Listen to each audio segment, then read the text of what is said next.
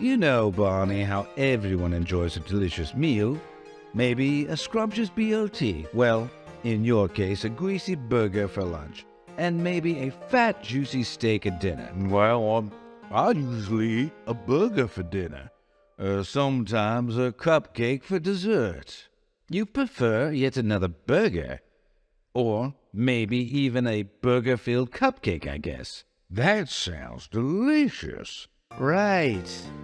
Anyhow, it's something we all look forward to, especially at the end of a long day. Well, perhaps not a cupcake stuffed with meat, but we all have our quirky tastes.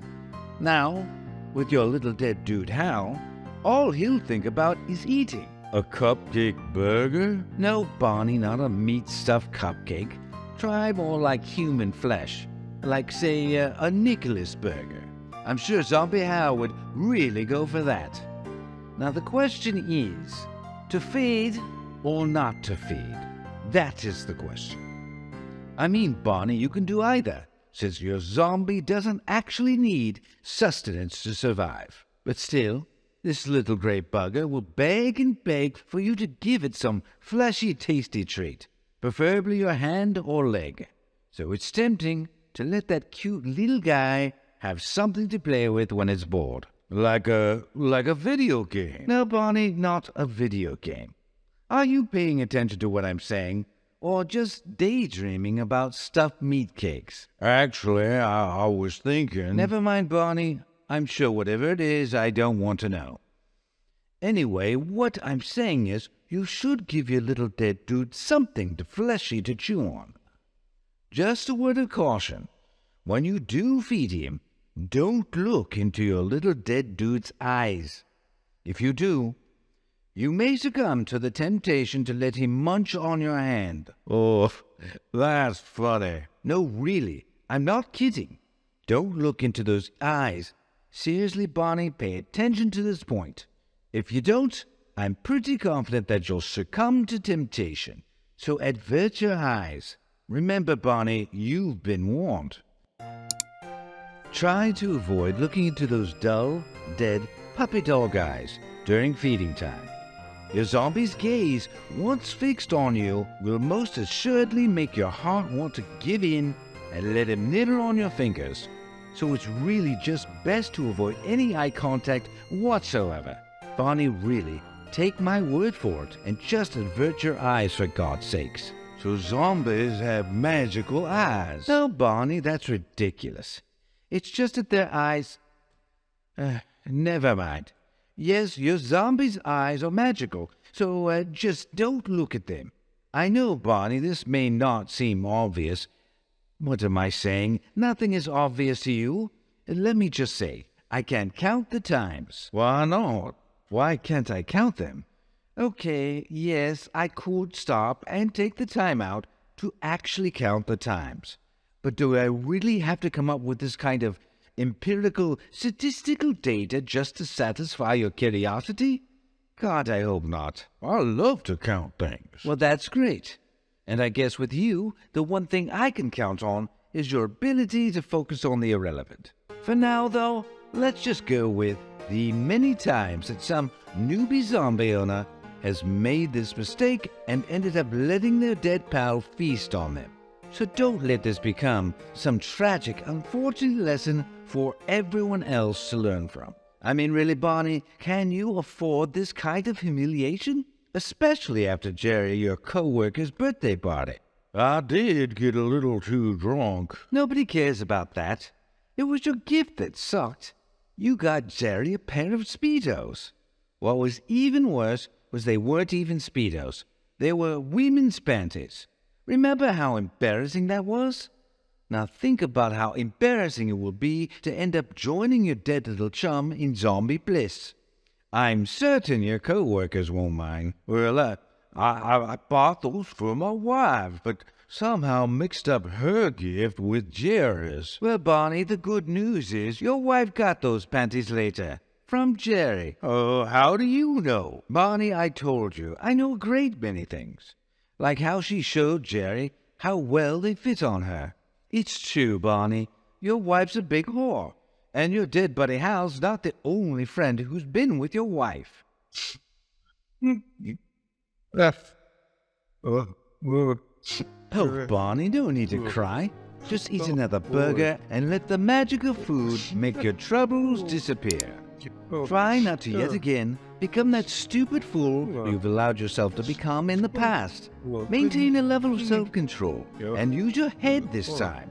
Because, Barney, the consequences are far worse than all the humiliation you've suffered in the past.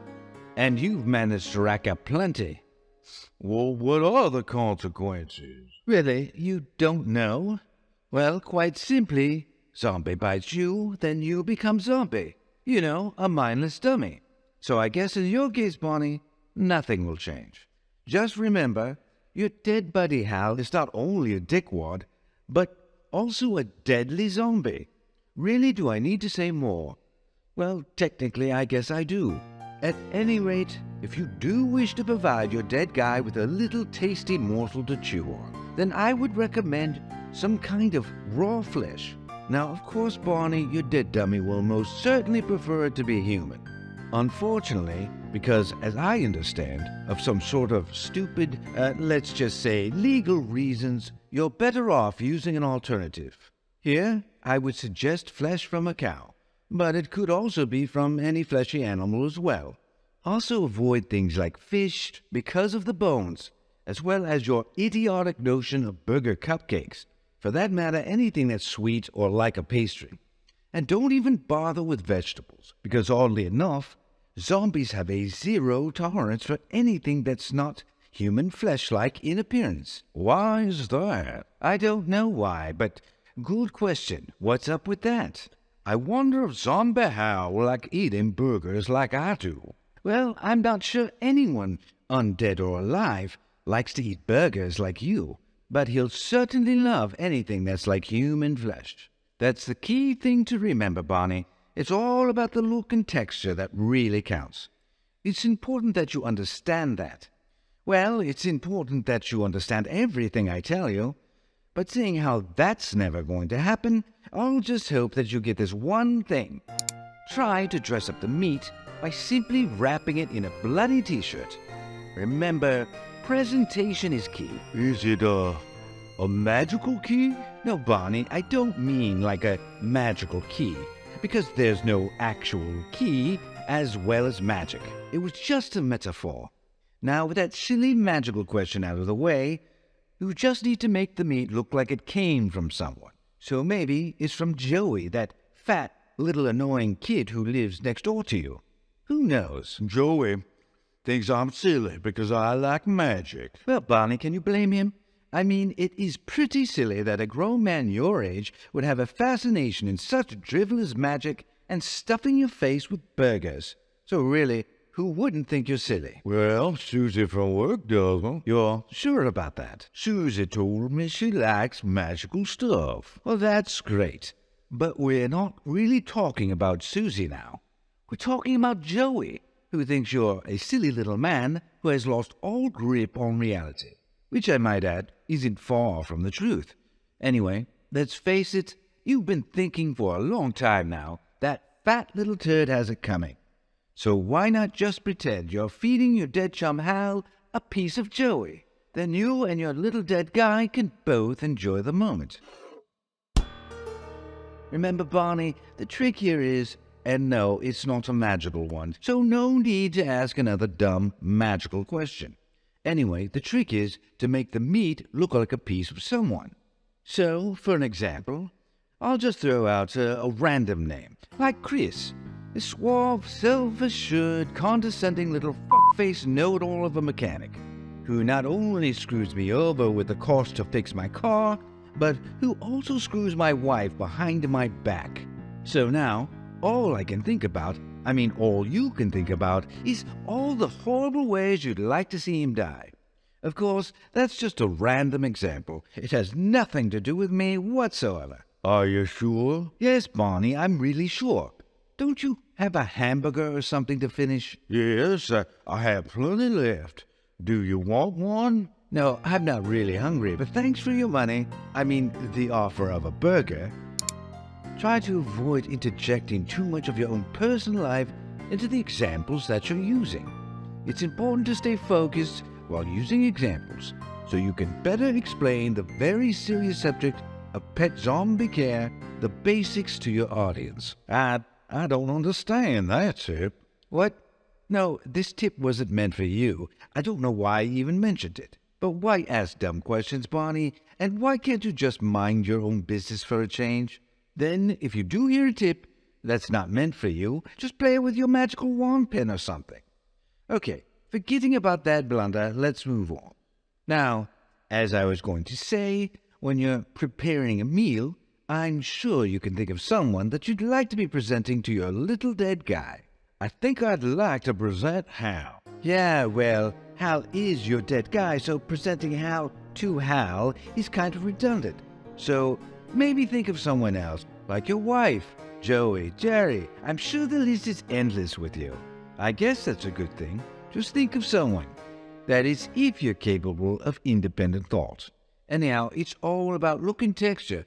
Honestly, your little dead pal can't tell the difference between human or animal flesh. I mean, zombies aren't exactly fast thinkers, so there's something you have in common, Barney. Anyway, zombies just love to eat and eat. So anything that's meaty, blood-soaked, and looks human tastes all about the same. Remember, Barney, you don't have to actually feed them. They can go for days, weeks, or months, so on and so on, without a meal. Wouldn't it be great if you could just do the same and keep your fat hands off that greasy burger for just as long? No kidding, Barney. Just put that burger down for a second. I'm trying to make a point here, which is, if you can't afford to feed your little dead guy every day, don't feel bad. Also, one last thing. Wherever you procure the meat is okay. What do you mean by procure? What do I mean? Well, Barney, I'm certainly not talking about stealing. Also, while a dog or cat will suffice, I don't recommend that you procure one from your neighbors. You can also use roadkill if you can find it. Try if you're a little tight on cash using roadkill. Perhaps you can find a dead dog or cat on the street. After all, it's still good eating to them. Who knows, Barney, maybe Scruffy the cat from across the street has met with a tragic as well as mysterious accident. At any rate, it'll cut down on the cost of caring for your little dead dude. Scruffy isn't the name of the cat from across the street. That's great. Glad to do that. Again, you never cease to amaze me, Barney, by bestowing upon me such a jewel of important information. Who would have ever dreamed it would have come from a magic hamburger-loving buffoon? I mean, you do realize, Barney, it was just an example? Sheesh.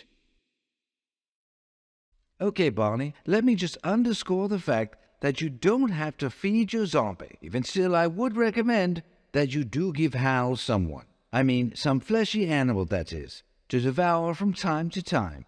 After all, he is your best backstabbing douchebag of a friend who slept with your wife over and over again. So I guess you should show him some love, even though I don't know why. But since you have stupidly decided to have Hal as your pet, then give him what he constantly craves. You mean my wife? No, Barney, I'm not talking about your wife, but something that looks like human flesh.